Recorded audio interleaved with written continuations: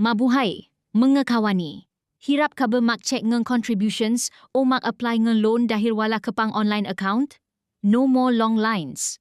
Sa video na ito, ituturo ko sa inyo ang pinaka-updated na paraan para mag-register sa My SSS Member Portal ngayong 2026. Kahit gamit lang ang iyong cellphone o computer, kayang-kaya mo itong gawin sa loob ng 10 minuto. Kaya ihanda na ang inyong SSS number at valid ID at simulan na natin. Punta tayo sa official SSS website. I-click ang member portal at hanapin ang register in My SSS. Basahin ang reminders at I-click ang proceed. Ito ang pinaka-importanting part. Kailangan mong pumili ng isang registration preference para ma-verify ang identity mo.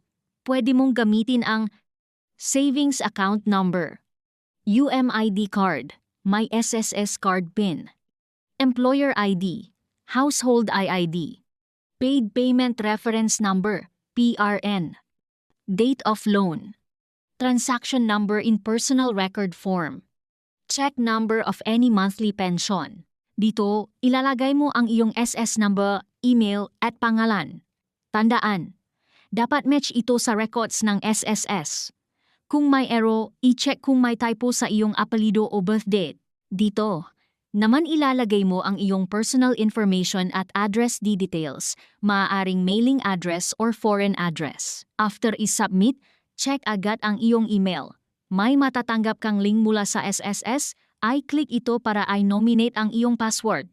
Mayroon ka lang 2 days para gawin ito, kaya huwag patatagalin.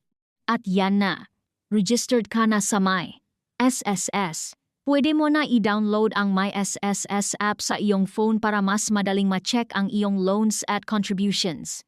Kung nakatulong ang video na ito, huwag kalimutang i-like at i-share ito sa iyong mga katrabaho at kapwa kawani. May tanong ba kayo tungkol sa SSS? I-comment nyo lang sa ibaba at sasagutin natin yan. Ako ang inyong helpful kawani hanggang sa susunod na transaction.